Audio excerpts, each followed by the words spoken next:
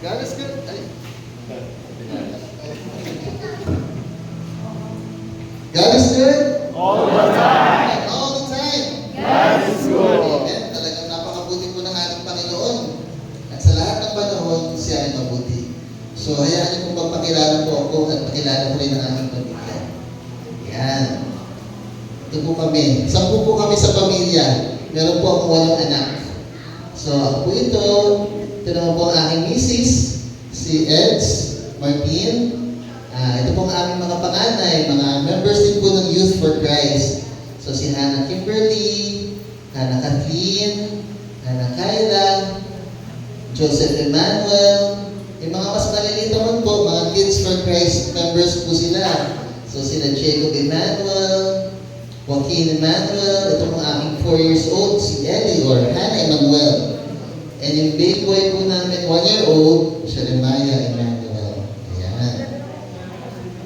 So talagang lahat po, sakop niya, no? Ang Couples for Christ, meron Singles for Christ, Youth for Christ, Kids for Christ, depende po sa age bracket. Ayan. So welcome po sa Couples for Christ community. So, ang ating topic po ngayon is loving God and neighbor. So, sabi po nila, loving God and loving neighbor form the inseparable core of the Christian life. Hindi mo siya mapag-iwalay. Kung mahal mo ang Diyos, mahal mo rin ang kapwa mo. At yun ang pinaka-core or center ng pagiging Kristiyano. Loving God is our highest ideal. Ito yung pinakamataas na pagmamahal na meron tayo dapat sa Diyos. Sabi sa Mark 12, verse 30, you shall love the Lord your God with all your heart, with all your soul, with all your mind, and with all your strength. Ibigin mo ang Panginoong Diyos ng buong puso, buong kaluluwa, buong pag-iisip mo, at buong lakas mo. So, paano nga ba natin mamahalin ang Diyos ng buong puso natin?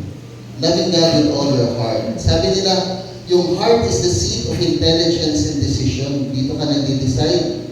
Diba? Meron tayong isip, pero kung ano yung final na gagawin mo, ano ba yung choice mo? Ano ba yung decision mo? Ito rin yung symbol of the core of who the man is. Ito rin yung, kumbaga, nagsisimbolo, ano ba yung pagkatao natin, yung ating puso. Sabi sa Proverbs 27 verse 19, as water reflects the face, so one's life reflects the heart. Kung paano ang mukha ng tao ay naaalinaw sa tubig, ang pagkatao naman ay makikita sa iyong puso. Kaya kung mamahalin natin ang Diyos ng buong puso, kailangan totally committed tayo sa Diyos. Buong-buo. Pero paano natin gagawin yun? How can you say that we are totally committed to God? Kinakailangan siya yung first and foremost in our life. Siya ang una at lahat-lahat sa buhay natin. Di ba sabi nga natin kanina, nagdidesisyon tayo kasama ang puso, di ba? So, kung talagang mahal natin ang Diyos ng buong puso, meron tayong desisyon to obey Him. John 14 verse 15, if you love me, you will keep my commandments. Kung mahal mo ko, di ba gagawin mo ko anong pinag-uutos ko, magiging obedient tayo, mas nurin tayo sa ating Ama. And also, we need to develop a personal relationship with Him. Kailangan meron tayong personal na relasyon sa ating Panginoong Ama. Paano yun mangyayari? Siyempre, kung meron tayong relasyon, we spend time with that person. So, we spend time with God. How do we spend time with God? Unang-unang prayer. Panalangin, kausapin natin siya. And at the same time, pakinggan natin kung anong sasabihin niya. At paano natin pakinggan kung anong sasabihin niya? Scriptures, Bible reading. So, makinig natin sa misa, yung mga readers, yung mga readings, yung mga gospel, yung humiliya ng pari na ginagamit din ng instrumento. At sa mga panahon ito, na naririnig natin ang mensahe ng Diyos, pamagitan ng ating kapwa. Loving God with all our mind and all our soul. So, paano naman natin mamahalin ng Diyos ng buong pag-iisip natin at ng buong kaluluwa natin? We love God with all our mind and soul by keeping our mind clean and holy, malinis at banal, free from evil and impure thoughts, free from uncharitable thoughts, free from suspicion that estrange relationships, and free from worries that knowing that God will take care of us. Minsan, masyado tayo nag-overthink, nag-aalala, nag-worry. Isuko lang natin lahat sa Panginoon, hayaan natin siya ang tumilos sa buhay natin. At syempre, kailangan malinis din yung pag-iisip natin. Sabi nga, sa Matthew 5 verse 28, I tell you, anyone who looks at a woman lustfully has already committed adultery with her in his heart. Ngunit sinasabi ko sa inyo, ang sino mang tumingin sa isang babae ng may pagnanasa, ay nangangalo niya na sa babaeng iyon sa kanyang puso. So, ang hirap, no? Lalo na sa panahon ngayon na laganap ang pornografiya, lalo na sa internet. So, pangalagaan po natin ang ating mga kaluluwa, ang ating sarili, ganyan din po ang ating mga anak. At isa pa yung panghuhusga, di ba? Pag-iisip ng hindi mabuti o hindi maganda sa ating kapwa. So, linisin din po natin ang ating isipan sa mga ganung bagay kung talagang iniibig natin ang Diyos ng buong isip at kaluluwa natin.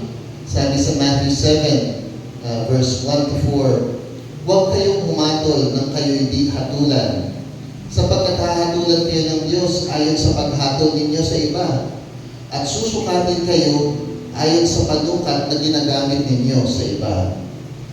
Bakit mo pinapansin ang buwing sa mata ng iyong kapatid, ngunit hindi mo pinapansin ang troso nasa iyong mata? Paano kung masasabi sa iyong kapatid, halika, aalisin ko ang buwing mo, gayong troso ang nasa mata mo? Mapagkunwari, alisin mo muna ang trosong nasa iyong mata, at sa gayon, makakakita kang mabuti at maaalis mo ang buwing ng iyong kapatid. Diba? Sino nga ba sa atin ang hindi nagkasala? Diba? Naaalala nyo, meron doon sa gospel, diba? Meron yung nahuli na babae na nakikiapid. At ang batas noon sa mga Hudyo, stoning to death, pagbato hanggang sa mamatay. Pero nung idinulog yun kay Jesus, para i-entrap si Jesus, di ba? Ano kaya niutos nito? Kasi pag sinabi nito, hindi natin papatayin yun, hindi siya sumusunod sa batas ni Moises. Pero pag sinabi naman niya, pag sinabi naman niya, sige, batuhin niyo, mamamatay tao yan. So, pero anong sinabi ni Jesus? Sino man sa inyong walang sala ang siyang unang pumukol ng bato. Diba? At meron bang pumukol? Wala, kasi lahat nagkasala. Even a white lie is still a lie. And who is the father of all lies? Nobody else but Satan. Diba? So we can love God with our soul by being at the disposal of God for His purpose and by thinking of ways to serve God. So paano natin mamahalin ang Diyos ng buong nating kaluluwa? I-alay natin, i-surrender natin lahat sa Kanya. Lord, ano ba gusto mo mangyari sa akin? Ano ba ang gusto mong gawin ko sa iyo? Paano ba kita mapagsisilbihan?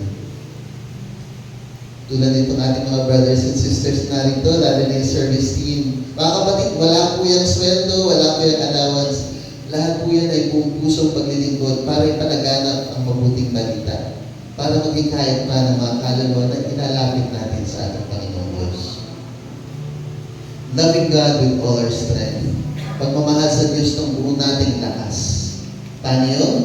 Loving God with all our strength means giving God our time, talent, and treasure to glorify God. Yung pagbibigay natin ng ating oras para sa Kanya, di ba? Yung panalangin, yung pagsisimba, at least kahit tuwing linggo, huwag po natin kakaligtaan na makinig ng misa, at tanggapin, higit sa lahat, ang banal na Eucharistia.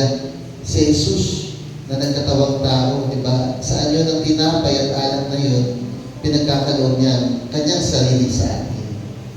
Talento, yung ating lakas, mga kapatid, kung ano mang lakas ng ganda, pasalamat tayo sa Diyos, di tayo nakaratay sa balik ng karamdaman, wala tayo sa ospital, binigyan na tayo ng lakas. Di ba, parang maglingkod sa Kanya, parang pumunta rito. Inaalay nyo ngayon ang inyong oras, ang inyong lakas, ang inyong talento, para makapunta rito sa gawain ng Panginoon. And treasure, kung ano meron tayo, Panginoon, binigay lahat ito ng Panginoon para sa atin. Lahat itong pahirap sa atin, ang sarili nating buhay, ang yaman, lahat ng bagay. Hindi po masama maging mayaman, pero masama po maging maramon kung hindi tayo magbabahagi sa kapwang nangangailangan. Unang-una, di ba? If you love God, you love your neighbor. Loving our neighbor as ourselves. Dito na po pumapasok yun. Sabi sa Matthew chapter 22, verse 37 to 40, you shall love the Lord your God with all your heart, with all your soul, with all your mind. This is the greatest and the first commandment. The second is like it. You shall love your neighbor as yourself. The whole law and the prophets depend on these two commandments. At meron pag sinabi si Jesus sa John 13, verse 34, I give you a new commandment, love one another as I have loved you. So you also should love one another. Sabi, di ba, mahalin natin ang ating kapwa, gaya ng pagmamahal natin sa ating sarili. Pero lalo pang nilaliman ni Kristo nung dumating siya. Isang bagong utos ang ibinibigay ko sa inyo ngayon. Magmahalan kayo. Kung paano mo kayo minahal, gayon din naman magmahalan kayo. At paano nga ba tayo minahal ni Jesus? Binigay niya lahat ng buong buo. Diba? Namatay siya sa krus para tayo maligtas. Pero sino nga ba ang aking kapwa? Who is my neighbor? Kung naalala niyo po sa Lucas chapter 10 verse 25 to 37, ito po yung sinabi ni Jesus na kwento. Merong isang dalubhasa sa kautusan ang lumapit kay Jesus upang siya'y subukin. Guro, ano ang dapat kong gawin upang magkamit ng buhay na walang hanggan? Tanong niya. Sumagot si Jesus, ano ba ang nakasulat sa kautusan? Ano ba ang nababasa mo roon? Sumagot ang lalaki, ibigin mo ang Panginoon mong Diyos ng buong puso mo, buong kaluluwa mo, buong lakas mo, at buong pag-iisip mo, at ibigin mo ang iyong kapwa gaya ng pag-ibig mo sa iyong sarili. Sabi ni Jesus, tama ang sagot mo. Gawin mo yan, at magkakamit ka ng buhay na walang hanggan. Upang huwag siyang lumabas ng kahiyahiya, nagtanong pa ang lalaki, sino naman ang aking kapwa? Sumagot si Jesus, may isang taong naglalakbay mula sa Jerusalem papuntang Jericho. Hinarang siya ng mga tulisan, hinubaran, binugbog, iniwang halos patay na. Nagkataong dumaan doon ng isang paring Hudyo. Nang makita ang taong nakahandusay, lumihis siya at nagpatuloy sa kanyang paglakad. Dumaan din ang isang Levita, ngunit nung makita niya ang taong binugbog, lumihis din ito at nagpatuloy sa kanyang paglakad. Ngunit, may isang Samaritanong naglalakbay na napadaan doon. Nang makita niyang biktima siya'y naawa. Nilapitan niya ito. Binuhusan ng langis at alak ang mga sugat at binendahan. Pagkatapos, isinakay niya ang lalaki sa kanyang asno at dinala ito sa bahay panuluyan upang maalagaan siya doon. Kinabukasan, binigyan niya ng 2 salaping pilak ang namamahala ng bahay panuluyan at sinabi, alagaan mo siya at kung higit pa riyan ang iyong medyo naputol. Kung higit pa riyan ang iyong magagastos o magagamit ay ibabalik ko sa iyo. Medyo putol lang po yung ating meron pa po yan dito. At nagtanong si Jesus, sa palagay mo, sino kaya sa tatlo ang naging tunay na kapwa ng taong hinarang ng mga tulisan? O sino kaya? Yung parang Hudyo kaya? Yung Levita kaya? O yung huling lalaking naawa? Sa palagay mo, sino kaya sa tatlo ang naging tunay na kapwa ng taong hinarang ng mga tulisan? Ang taong tumulong sa kanya, tugon ng dalubhasa sa kautusan. Kaya sinabi sa kanya ni Jesus, kung gayon, kumayo ka at ganun din ang gawin mo. Kumayo ka at ganun din ang gawin mo. Naawa, mercy. But it did not stop there. Meron siyang ginawa. Pinulungan niya yung taong kinabahan niya. Yun ang pagmamahal sa ating kapwa. At tunay na pagmamahal sa ating Diyos. Tanong natin sa ating sarili, am I being a neighbor to others? Ako ba nagiging mabuting kapwa rin sa aking kapwa? Sabi ni Pope Francis, rivers do not drink their own water. Trees do not eat their own fruit. The sun does not shine on itself. And flowers do not spread their fragrance for themselves. Living for others is a rule of nature. We are all born to help each other. No matter how difficult it is, life is good when you are happy, but much better when others are happy because of you. Ang ganda ng buhay kung masaya ka, pero mas maganda ang buhay kung masaya ang iba dahil sa iyo. Dahil sa tulong na ibibigay mo sa iyong kapwa. Sabi ni Pope Francis, we are all born to help each other. Lahat tayo isinilang para tumulong sa iba. Naalala niyo po yung pag nagsisimba tayo, minsan kinakanta po sa simbahan, di ba? Sabi po doon sa kanta, walang sino man ang nabubuhay para sa sarili lamang. Walang sino man ang namamatay para sa sarili lamang. Tayong lahat ay may pananagutan sa isa't isa. Tayong lahat ay tinipon ng Diyos na kapiling niya. Sa ating pagmamahalan at paglilingkod sa kanino man, tayo ay nagdadala ng balita ng kaligtasan. Tayong lahat ay may pananagutan sa isa't isa. Tayong lahat ay tinipon ng Diyos na kapiling niya. We are all born to help each other. Lahat tayo kinakailangan tulungan ng isa't isa. May pananagutan tayo para sa isa't isa.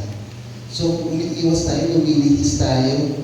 Pag may napapansin tayo na may nangangailangan ng tulong natin, sino parang yung yung lumihis, nagpatuloy lang sa paglalakad. Yung Levita, nakita niya, nakahandusay, lumihis din, nagpatuloy lang sa paglalakad. Pero sino yung tunay na naawa at nagmalasakit at kumilos para tulungan ng tao yun? Yung pangatlo na naawa. So lahat tayo may pananagutan para sa isa't isa. At di ba sinasabi rin dun sa kanta, kung tayo maglilingkod sa ating kapwa, dinadala natin ang mabuting balita sa kanila, sa ibang tao.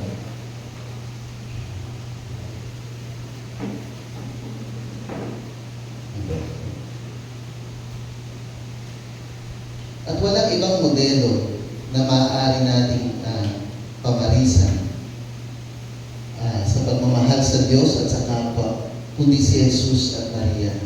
Diba? Si Maria, nang sinabi sa kanya ni Angel Gabriel na siya magdadalang tao, diba? Ang sagot niya, I am the handmaid of the Lord. Be it done to me according to your word. Yan ang sabi ni Mama Mary. Diba? Ako yung lingkod ng Diyos, mangyari nawa sa akin ang sinabi mo. At si Jesus, sa kanyang pagmamahal sa Ama, sa kanyang obedience to God the Father, at sa kanyang pagmamahal sa atin, died on the cross for all of us. To save us. Diba sabi nga doon, diba ano yung prayer of Fatima na dinadasal natin sa rosary?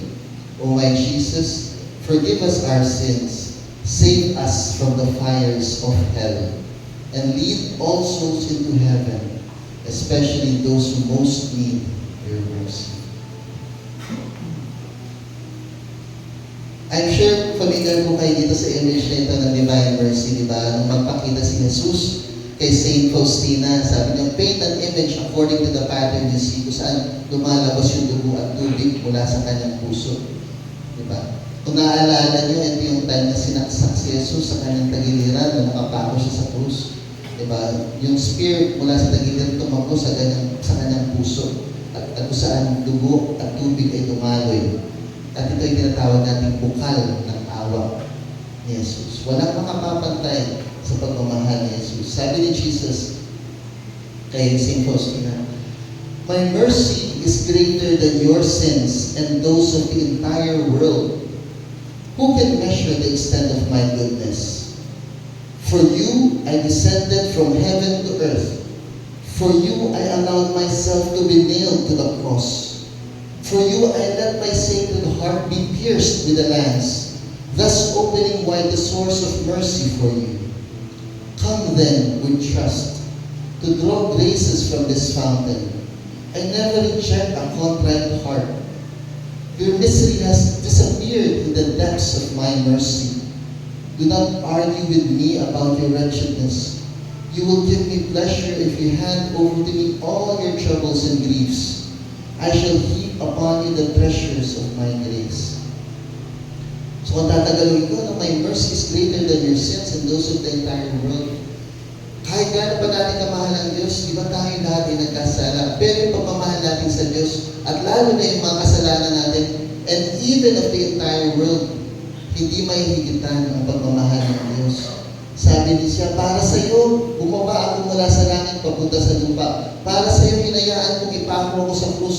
Para sa iyo, pinabayaan ko na tusukin ang puso ko kung saan lumabas ang bukal ng awa para sa iyo.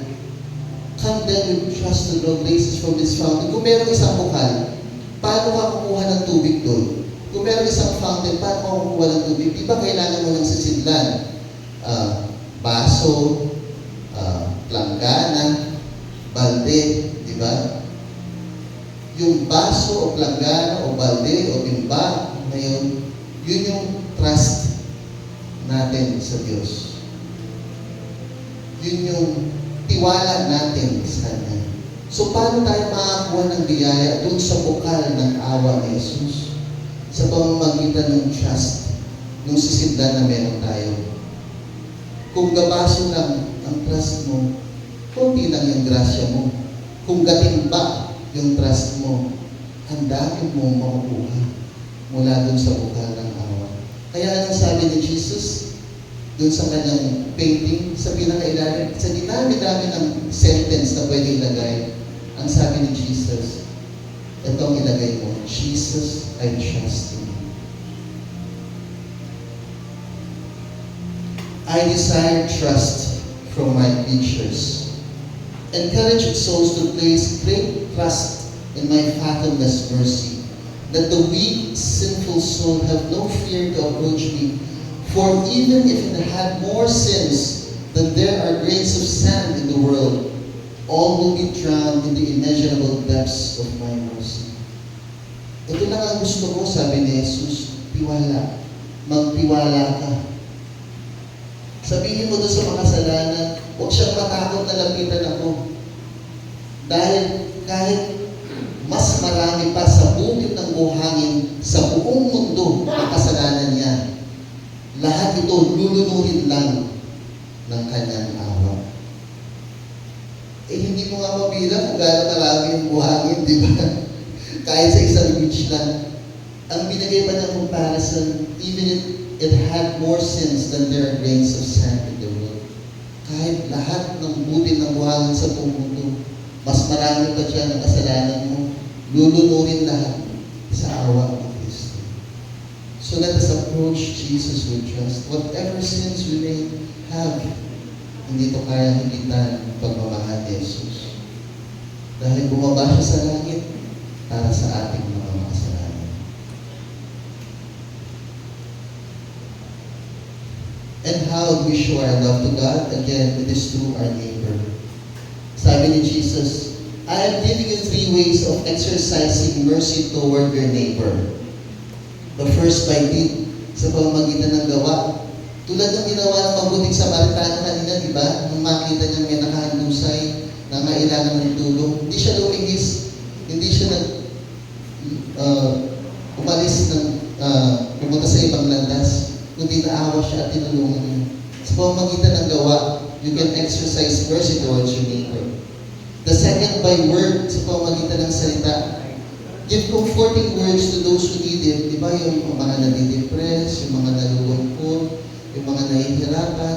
Hindi mo alam, baka ikaw na yung ginagamit ng Diyos para magdala ng mensahe para sa taong yun na nabibigatan.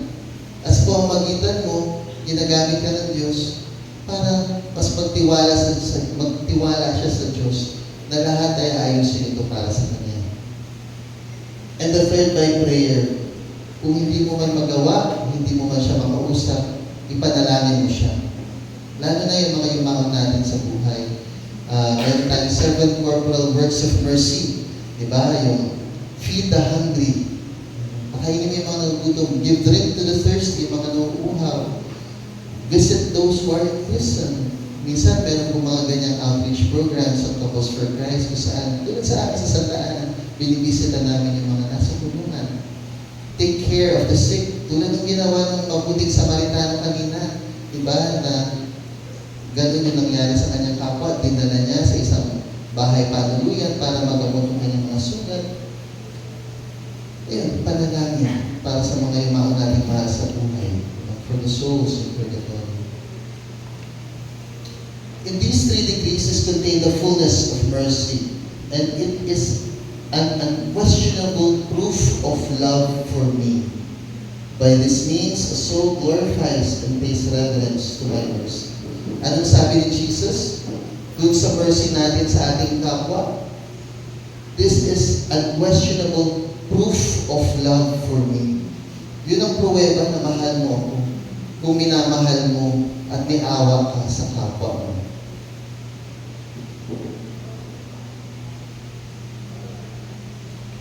Pero isang kwento, si St. Faustina kasi nagkasakit na siya bago siya mamatay. Nagkaroon siya ng tuberculosis. So may mga panahon na nangihina na siya. So may mga panahon na hindi na siya inaalaw mag-join doon sa isang gathering doon or prayer. Tapos magkakatabi sila, di ba, sa kumbento may mga parang sa apartment, may mga kanya-kanya silang mga unit, may mga madre. So, ito yung kwento ni St. Faustina. The doctor did not allow me to go to the chapel to attend the Passion service, although I had a great desire for it. However, I prayed in my room. Suddenly, I heard the bell in the next room, and I went in and rendered a service to a seriously sick person.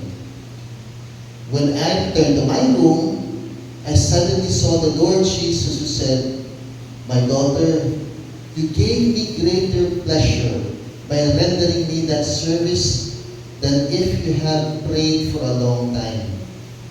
I answered, "But it was not to you, Jesus, but to that patient that I rendered this service." And the Lord answered me, "Yes, my daughter, but whatever you do for your neighbor, you do for me." So narinig naman ni St. Faustina, may kumakalimba nagbebel doon sa kabilang kwarto. So pumasok siya, pero kasi doon may sakit na maaaring isang madre rin, nakatulad niya. So nagbigay siya ng alalay kung ano man yung pangangailangan ng tao na may sakit. Maaaring magpapatulong para mag-CR o hihingi ng tubig, makakain.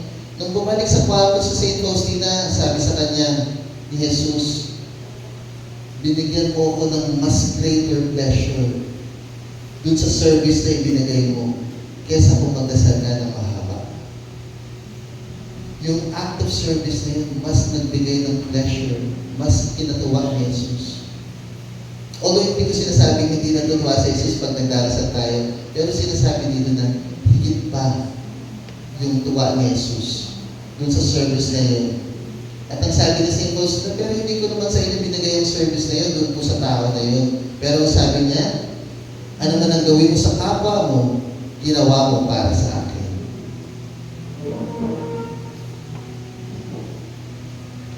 Isa pa sa paraan ng pagpapakita ng awa at pagmamahal sa ating neighbor, sa ating kapwa, ay ang pagpapatawad sa mga tao nagkasala sa atin. Kung naalala nyo, ano ba yung prayer that tinuro sa atin ni Jesus. Di ba yung Ama namin, Our Father, who art in heaven, patawarin mo kami sa aming mga sala, gaya ng pagpapatawad namin sa nakakasala sa amin. So this is one more way of loving our neighbor. Then I heard the words, I'm glad you behave like my true daughter. Be always merciful as I am merciful. Love everyone out of love for me, even your greatest enemies, so that my mercy may be fully reflected in your heart. Mahirap po yun. Yung taong nagkasala sa atin, yung kaaway natin, patatawarin natin, mamahalin natin. Pero subukan po natin hingin ang grasya ng Diyos. Dahil para sa Diyos, kung ano man yung imposible para sa atin, walang imposible para sa Kanya. Hindi natin makakaya mag-isa, pero sa grasya ng Diyos, we can do all things. At para magtatapos, loving God and loving neighbor have been likened to the vertical and horizontal parts of the cross. One directs upward to God, while the other directs horizontally to our fellow men. So, tulad nga ng sinabi natin sa panimula't simula ng talk na ito, inseparable siya. Hindi mo siya mapaghihiwalay. Yun ang tunay na pagiging Kristiyano. Pag sinabi mo Kristiyano, ano bang ibig sabihin ng Kristiyano? Kailangan maging tulad tayo ni Kristo. If we are Christians, then we should be Christ-like. And how can we become Christ-like? We have to imitate Christ.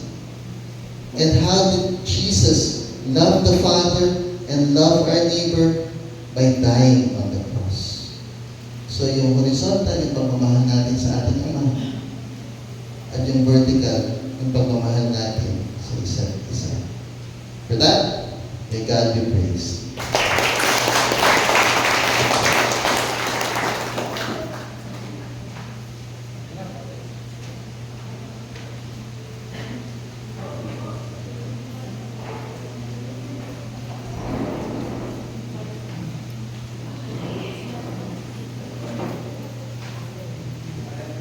Maraming salamat po, Brother Jeff, sa magandang talk na sa gabi ito. Talagang